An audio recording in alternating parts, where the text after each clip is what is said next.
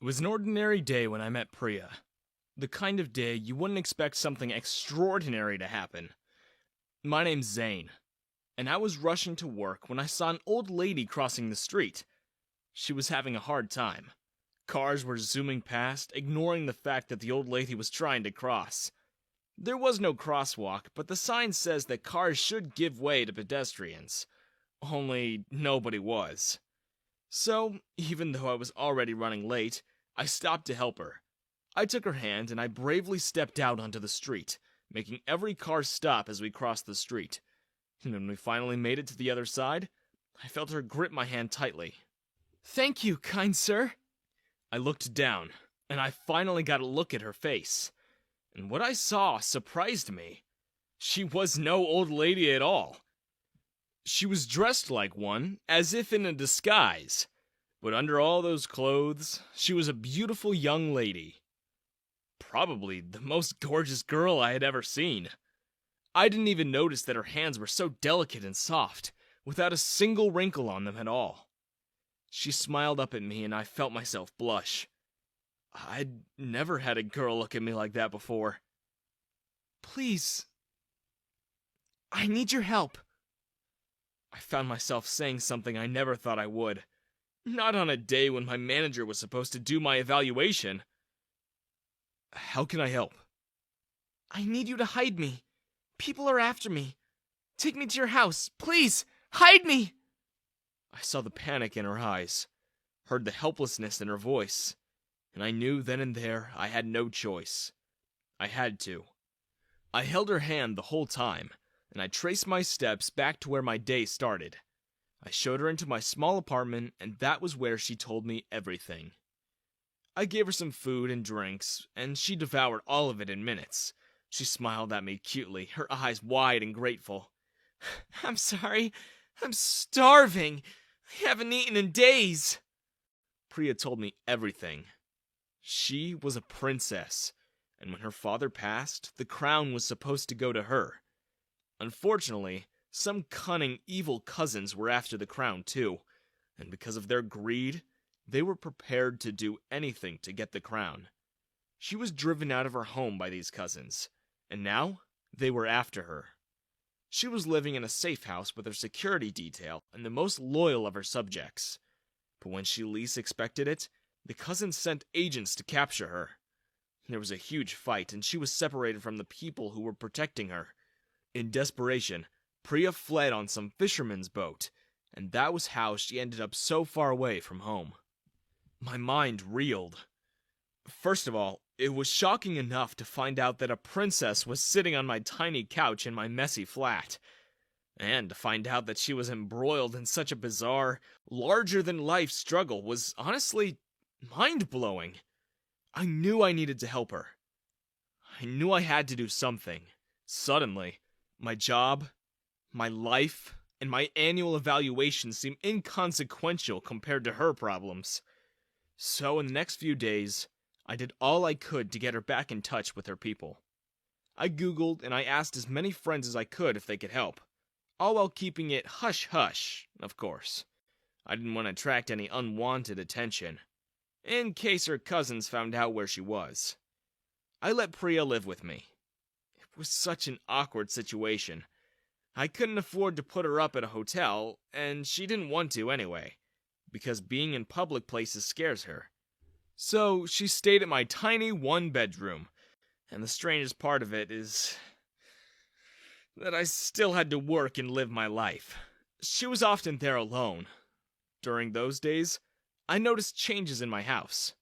She would arrange things, clean them, and whenever I got home, there would be dinner waiting for me. She would serve me piping hot dishes that warmed my heart. I honestly didn't know how to feel or think.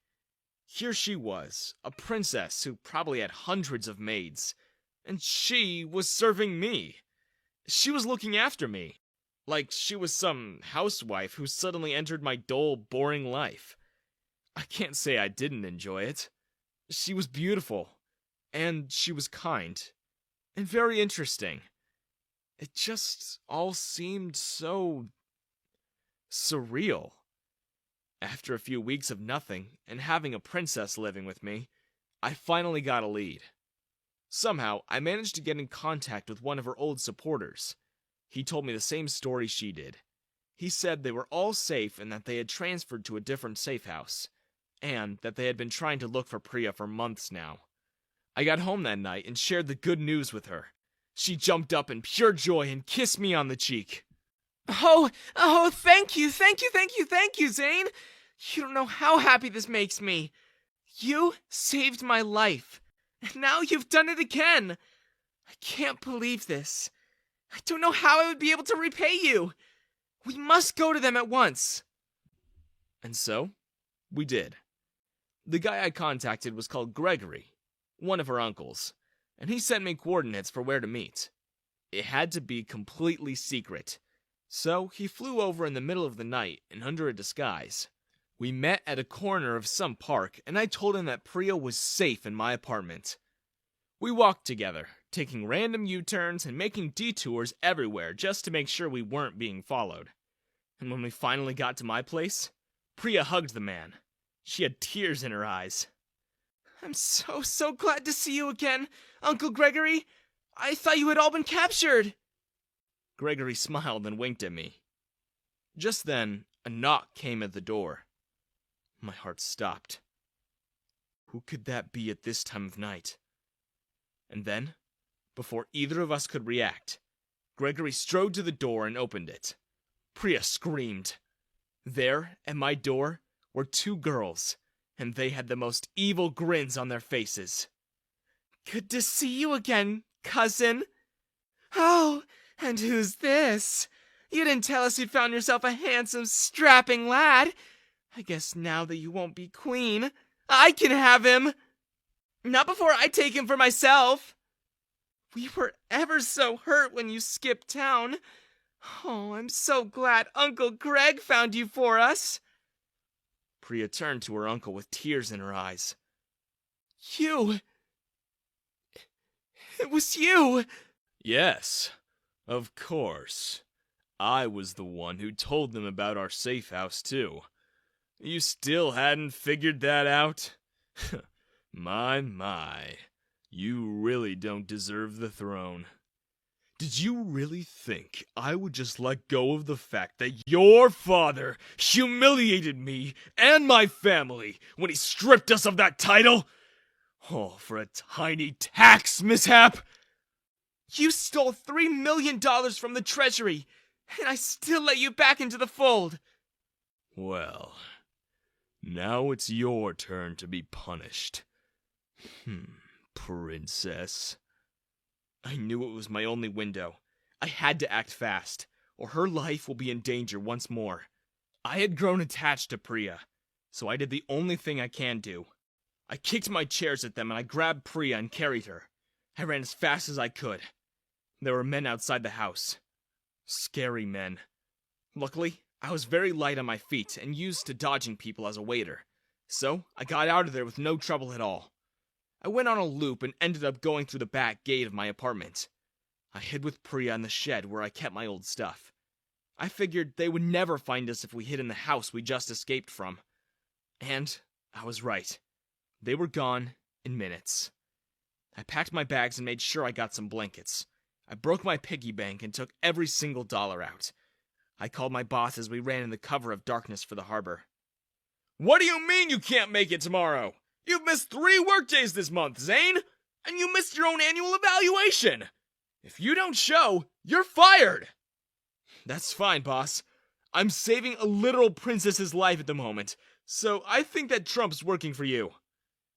When we finally reached the harbor, we stayed in one of the boats, wrapped in blankets, until finally, at around 4 in the morning, the fisherman came in. I offered all the money I had, just for them to take us to Priya's country. It was a long journey, but when I told them our story, they offered to do it for free. And so, I snuck Priya back to her land. And once there, we were able to find her people. From all the evidence they gathered, they took her cousins and uncle to court. And once again, they were all stripped of their titles.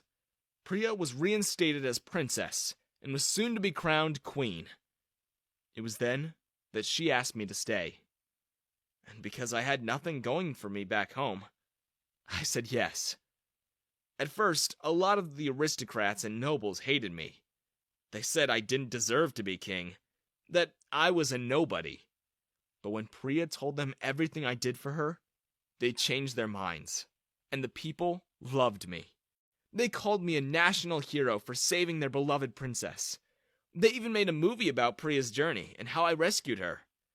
Priya and I got married, and just before her coronation, thousands of people greeted us in the streets. And Priya was so beautiful that day. She asked me what I wanted the most in the whole world. It's to say thank you for rescuing me. Anything in the world. I smiled.